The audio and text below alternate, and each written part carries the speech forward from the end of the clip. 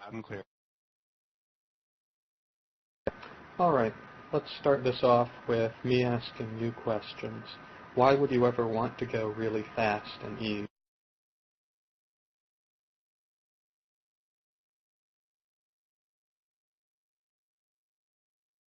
Yep, those are some very good reasons.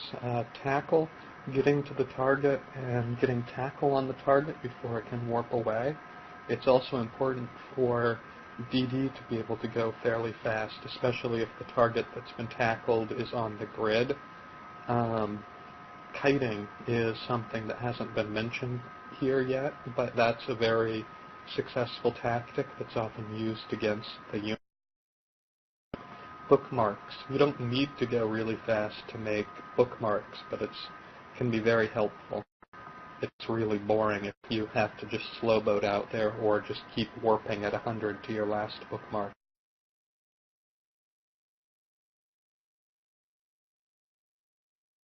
And damage mitigation is another useful one. The faster you go, the less damage missiles do to you, and the less likely guns are to hit you. Although speed in guns is related to your orbital rate, so how fast around the target you're going, which isn't necessarily, is related to speed but isn't directly.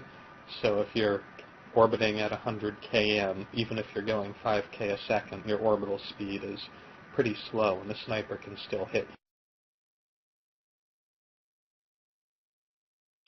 Another very good use for speed is getting out of nasty situations. Say you're tackle, and a hurricane has sicked Warrior 2s on you and has a disruptor on you, and then is firing its autocannons. So there, if you can just overheat and burn out of his way, you're going to have to get 24 km away from him before you can warp. So being able to go very fast is quite helpful when you need to get out as well.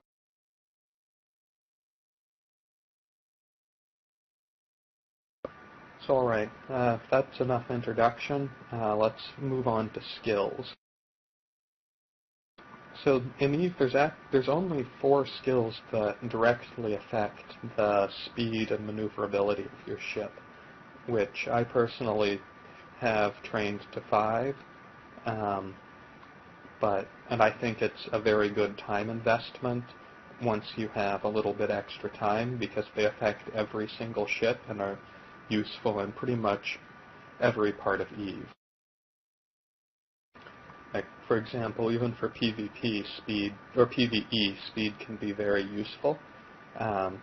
Smaller ships you can use to tank the large plexes and such. Like, I've tanked level 5 missions in a cruiser by orbiting remote battleships at only 700 meters per second, plus my size is enough to cut the damage down to the point where the battleships in the room are doing very little damage, and the remote reps can keep up quite easily. But alright, on to skills. The first and primary skill is navigation. Navigation gives you a 5% bonus to the ship's base speed per level. This is only a 1x skill, and it's the basic skill for all navigation skills. So this one you can train to 5 fairly quickly, and as we'll see later, a 25% bonus to speed stacks up. The next skill on the list is Evasive Maneuvering. Evasive Maneuvering gives a 5% bonus to your ship's inertia per level. Inertia is how maneuverable your ship is. So the higher your ship's inertia is, the less maneuverable it is, and the slower it accelerates. You can see inertia in the navigation section of the ship fitting window. It's down near the bottom, and it's the one that looks like a little wing. And the smaller that number is, the better.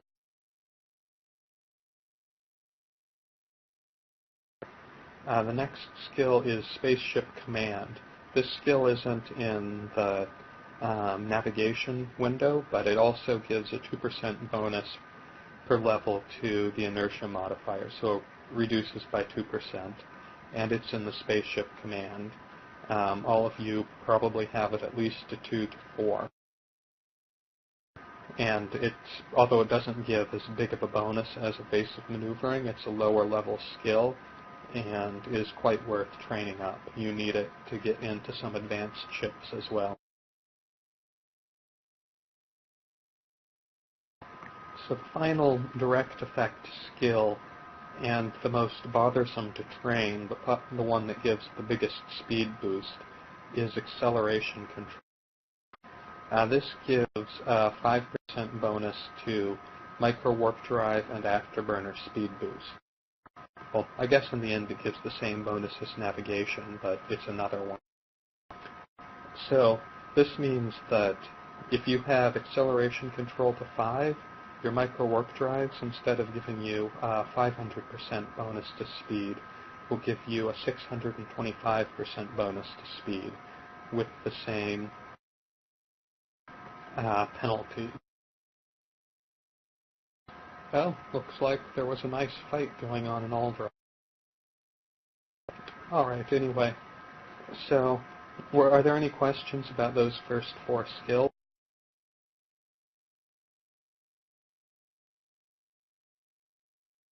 Nope? Alright, so now we're going to move on to the auxiliary skills. These are skills that are useful for speed tank. No, lower inertia is better. We'll discuss what exactly inertia and mass are in a minute. But inertia, you want a low number. Okay, so auxiliary skills are skills you need for to use speed mods and such, but don't directly affect the speed or agility of your ship. So the first one is Afterburner, which gives a 10% bonus to Afterburner duration. The second one is Fuel Conservation, which reduces the Afterburner cap use by 10%. And then there's High-Speed Maneuvering. This is one of the most important skills for going really, really fast. It's the skill that lets you fit a Microwarpdrive, and Microwarpdrives are the most important speed mod in E, or propulsion in E. It only gives a 5% reduction in cap use per level, but with the huge cap, but Microwarpdrives just eat cap, and they also reduce your maximum capacitor. So the 5% bonus does add up quite quickly and is required for a lot of interceptor fits to be cap stable. The next is Astronautics Bridging. This one doesn't particularly affect anything directly, but it reduces the penalties you get for fitting astronautics rigs on your ship, which is at level 5 you only get a 5% reduction in armor for the rigs, and at level 1 it's a 9% reduction. So getting up there will increase your effective hit point by a fair amount, which can be quite useful. The next one is hull upgrades, which is needed to fit most speed mods. This one also ups your structure, but as speed tankers, we're hoping we're never going to get hit, so we don't particularly care about that. You also want to have very good capacitor and fitting skills, because Microwarpdrives tend to be very hard to fit. They have very high CPU and power grid uses. Alright, are there any questions about those skills?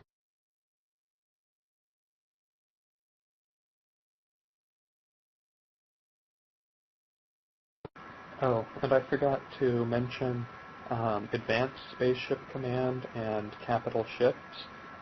We're probably not going to have to worry about those for a while, and those are almost never used for speed, but those two skills do affect the agility of capital ships and some of the larger ships in Eve.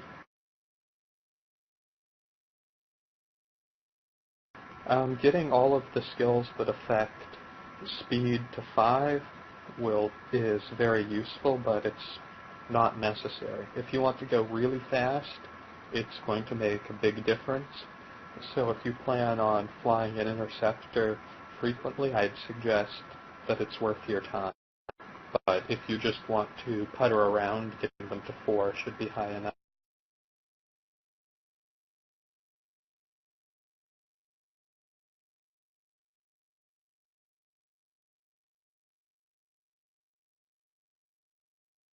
The second skill was fuel conservation.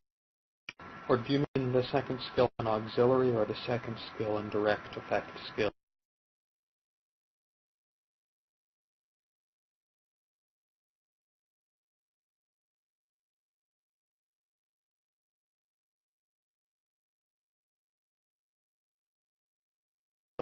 All right. So next, let's discuss the equations and effects of that affect your acceleration and align time. The equation is for acceleration is an exponential function. It basically looks like a logarithmic curve, except it reaches asymptote. So you're never going to reach your max speed, except with computer rounding errors, you do get there eventually. But your acceleration is reduced by your mass times your agility, which by agility I mean your inertia modifier. So those two little symbols next to speed and your fitting, mass and inertia modifier, have a big effect on your align time and your speed. So the lower those two numbers are, the better. Mass also has an effect on the speed bonus you get from Microwarpdrives and Afterburners, which is why if you've tried fitting a smaller Afterburner on a larger ship, you get a smaller speed bonus. The speed bonus is the thrust divided by the mass of the ship, and Afterburners and Microwarpdrives both add mass to the ship when they're operational. So the thrust, I believe it's 1,500 newtons, 15 newtons, and 150 newtons of thrust for the small, medium, and large Afterburners and Microwarpdrives. They say 10, 1, 10, and 100, but that's because CCP is subtracting out the mass they also add. So they add the 5,000, oh no, yeah, it's 5,000, yeah, I think it's 5,000, 50,000 tons to the ship.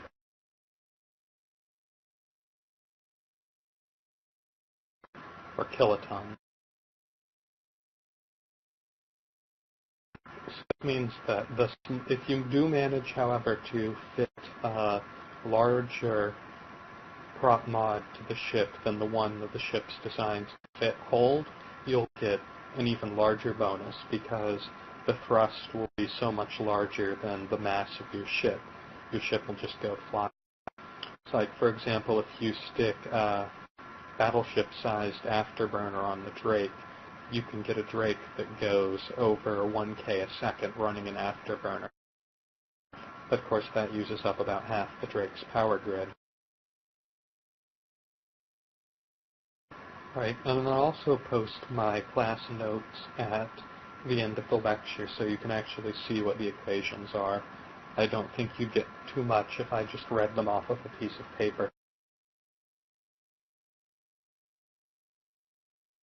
So now let's move on to the bonuses and disadvantages of Microwarpdrive.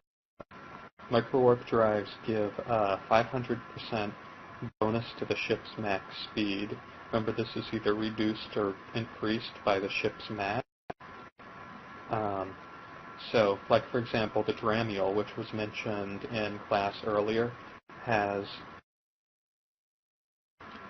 such a low mass that when it's running a Microwarpdrive, it gets much more than the bonus it says on the warp drive. I believe, I actually haven't checked that myself, but I'm pretty sure cargo doesn't affect the mass of the ship. I've tried loading some pretty heavy stuff into my ship and checked the mass in station, and it didn't change, but I haven't checked in space or tried to check with the line times. So, like a lot of things in Eve, sometimes CCP doesn't mention in the fitting screen when something affects, but I'm fairly sure it does not affect. Alright, so the next, Microwarpdrives also add 1/3 of the thrust and mass to the ship. So if it's, say, the 150,000 thrust, it adds 50,000 mass to the ship. So what this means is when you're running a Microwarpdrive, your align time is going to be much slower. Even though your max speed and your apparent acceleration are faster, your acceleration as a percentage of your max speed is slower, and thus your align time is slower. Microwarpdrives also up the signature radius of your ship by 500%. This effectively makes frigate bigger or around the same size as a cruiser. So most except for like vagabonds and Cinnaballs and some BCs, you're generally only going to speed tank frigates or cruisers. There's very few battleships that can pull it off these days. Gone are the days of 30 kilometer per second battleship fight. The other disadvantage of the Microwarpdrive is that it reduces the maximum capacitor of your ship by, for the very expensive faction mods or Dead Space mods, it reduces it by only 3% or so. For the T1, it reduces it by, I believe, 24 or 25%. T2 one is 17%, but yes, 25%, thank you. The higher metal levels of Microwarpdrives also reduce the penalty that you get for the signature radius penalty down to, I believe, 430 or 460% bonus instead of a 500, which does add up to quite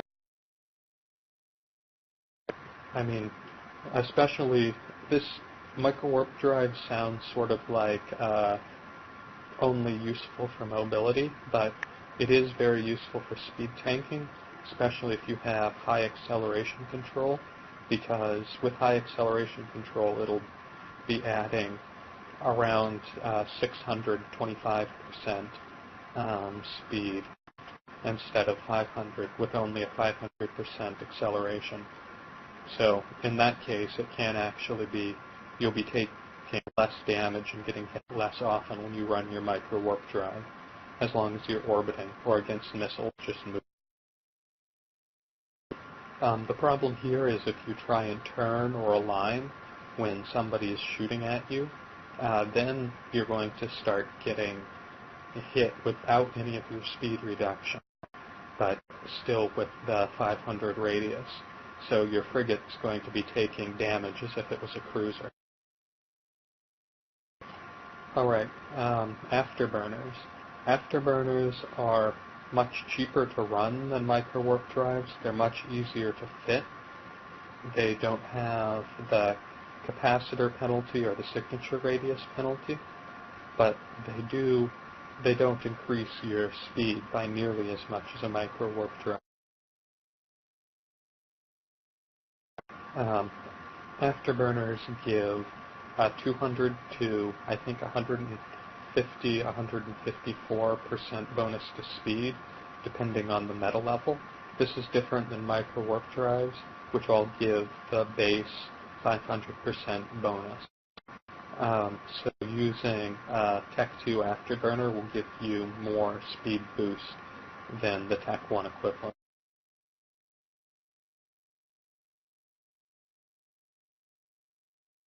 Oh, I forgot to ask, were there any questions about microwarpdrives?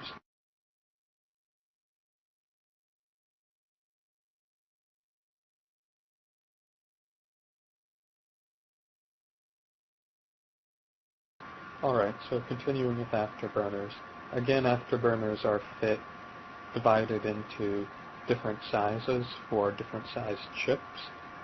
So, except with Afterburners, you can occasionally fit it's much easier to fit a larger module on a smaller ship. Like, I'll frequently stick a 10 nm Afterburner on a destroyer, on my salvaging destroyer. Or, like I mentioned earlier, I can fit a 100 mm Afterburner on a Drake and get it up to going pretty damn fast. Afterburners also tends to be a lot cheaper to run. The 50% at max skills bonus to duration plus the 50% reduction to cost means that you essentially can reduce down to around a third of what it was originally costing.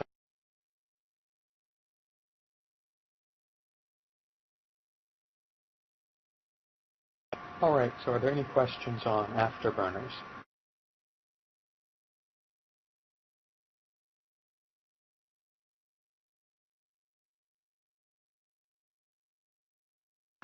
Yes, fuel conservation only affects Afterburners. It does not affect Microwarpdrive.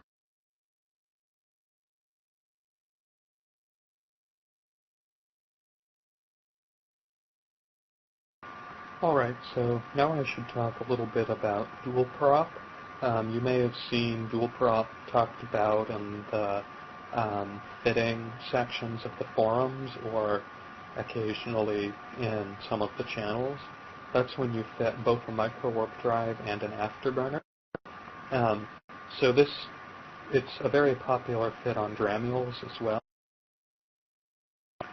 So this means that you use the Microwarpdrive for maneuverability and closing space, and then you use the Afterburner to speed tank, because the Afterburner gives you a speed bonus without giving you the signature radius penalty, so you can go much faster and have a much smaller chance of getting hit with an comparative. An Afterburner also is not shut off by a warp scrambler. Warp scramblers are the shorter version of warp disruptors, and they shut off a Microwarpdrive instantly and instantly reduce your speed down to what it was without the Microwarpdrive on. This is different from Webifiers. Webifiers reduce your max speed but don't change your velocity. Warp scramblers are an instant brakes to your ship. The Webifiers are possible to burn through, so if somebody webs you and you have a lot of inertia, your ship has a good chance of burning through to the other side of their web range before you run out of speed and are down to the main speed level. So dual propping is also very hard on your fitting because Microwarpdrives are so hard to fit, and Afterburners are typically around the same as fitting an additional gun to your ship, which can be fairly expensive.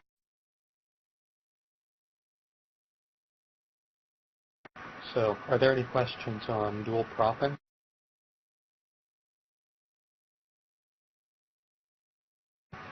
Dual propping is also fairly popular on things like sabers or other light interdictors because they frequently, frequent strategy for them is to cloak, get close, and drop the bubble right on the middle of the fleet and then try and burn out. This means that they're frequently scrambled, so being able to turn on the Afterburner and gives them a much better chance of survivability. Warp bubbles do not affect microwarpdrives. The only warp disruption that turns off a microwarpdrive is a warp scrambler and dead space. Dead space cannot be created by players. It's only found in exploration areas.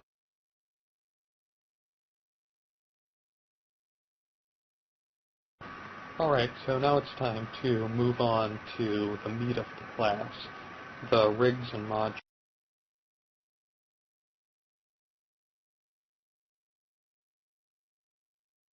The Hictor with the script does not turn off a microwarpdrive. It just has a stupidly high range.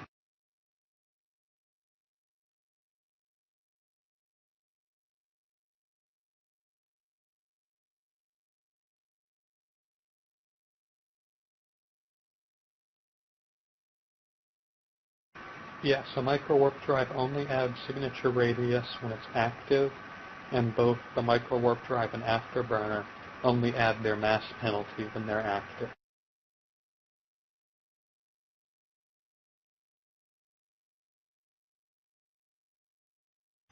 Okay, so the main three modules that affect speed are Overdrive Injector System, Inertia Stabilizer, and Nanofiber Internal Structure. Overdrive Injector System increases your speed. Inertia Stabilizer decreases your inertia, and the Nanofiber Internal Structure increases your speed and decreases your inertia by, I believe, about 25% of the other two. But each of these also has a drawback. The drawback of overdrive injectors is minus 20% cargo capacity, which generally isn't too much of a penalty for PvP ships. The Inertia Stabilizer is an 11% signature radius bonus. This is a huge penalty for most PvP ships. The Inertia Stabilizer is very, very rarely used for any sort of ship fighting people, and it is not particularly used for very much at all. Probably industrial, when people are lazy about the slow warp time. But the thing about the bonus, Inertia Stabilizer bonus, is it's inertia for like avoiding suicide ganks and stuff. It's inertia bonus, or the reduction of inertia is offset by the signature radius bonus, which means that they'll lock you faster even if you do warp faster.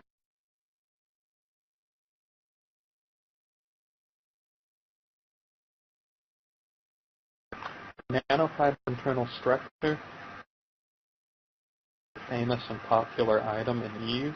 If you've heard anything about nanoships, that's where they get their name. The internal structure has gone through several iterations in EVE, but it currently just gives speed bonus and inertia reduction. Its penalty is 20% less structure, at least for the Tech 2 versions. Other versions have different bonuses and different drawbacks. The same drawback, but a lower penalty.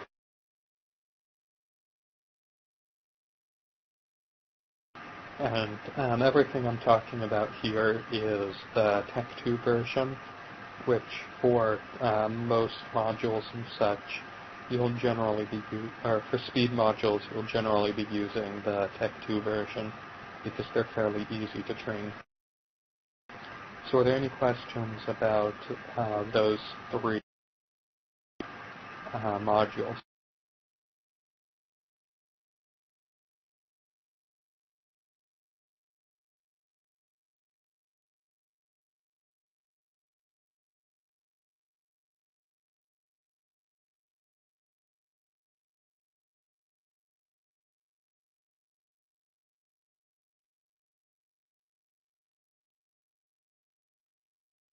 All right. So now I'll mention another module, armor plates.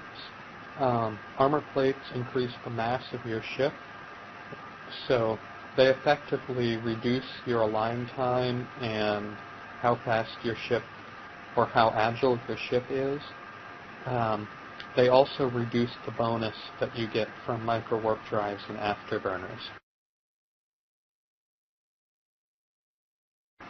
Like a lot of time, large armor-tanked battleships will have incredibly slow align times because they're full of armor plates. And different sizes of armor plates, of course, add different amounts of mass. This is the reason rolled Tuscan plates are always preferred over any other type of plate, because they have the smallest mass increase for their armor increase.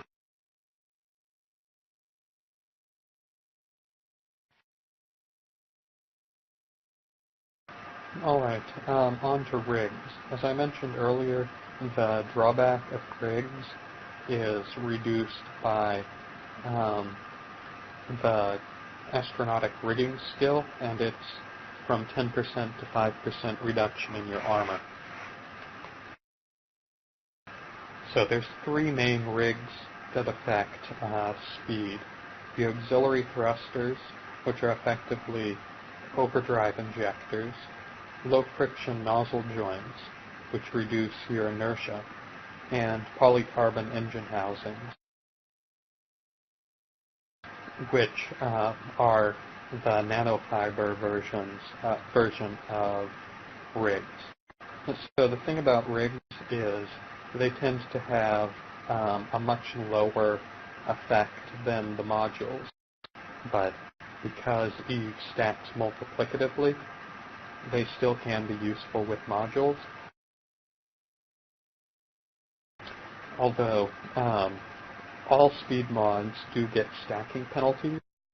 Does anyone here not understand how stacking penalties work and want a quick refresher?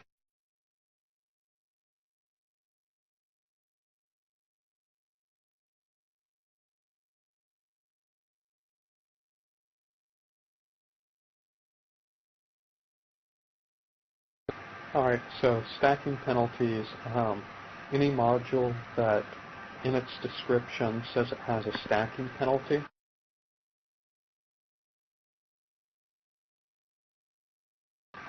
for example, if you check the description, it says using one or more type of this module or similar modules that affect the same attribute on the ship will be penalized.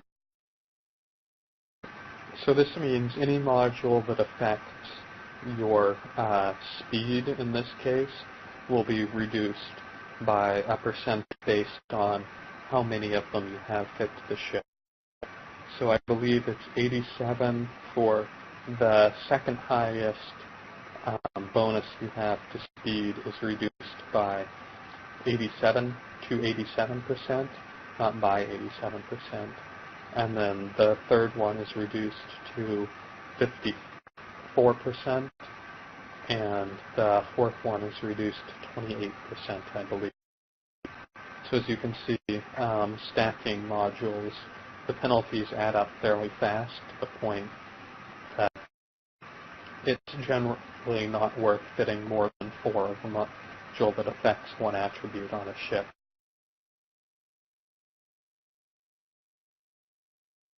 So this is why fitting for speed can be fairly difficult, because you have to pick between agility and overdrive and speed. This is the point where I'd like to be able to do a practical, but as we have war targets in local, I can't really demonstrate. What you really want is a high orbital speed close in, and with high inertial modifier and high mass, that's very hard to do. Your ship will end up doing kind of a lopsided orbit as it accelerates and tries to get back into orbital range.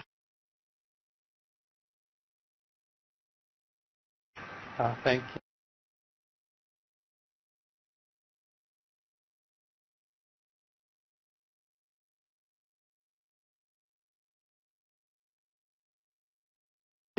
So, fitting generally are going to want, like, for example, the type of fit, or I like for interceptors, is overdrive injectors in the lows and small friction nozzle joints in the rigs. If you have fewer slots than you're willing, if you have fewer slots, then it's worth looking into the polycarbon and nanofiber. Those are actually, like, for example, if I wanted to fit damage grid on as well,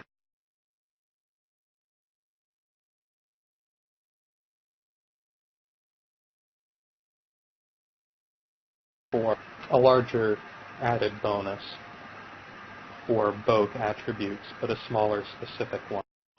However, because they give a smaller amount, they run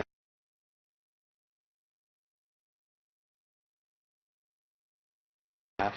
Oh, I'm sorry, I'm trying to ice my computer so the fan will keep out.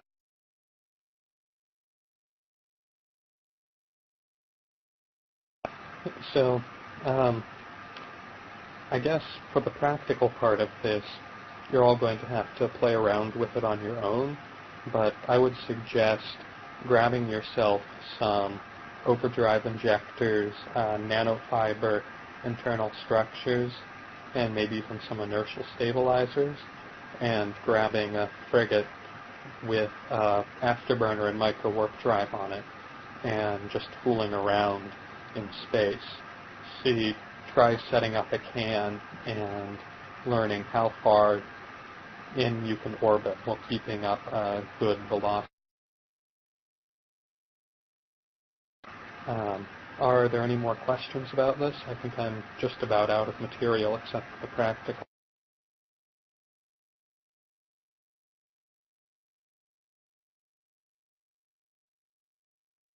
I'm also going to put up a list of the stacking penalty final bonuses for different combinations of speed modules. I didn't have time to get that done this morning because I got sucked into killing war targets.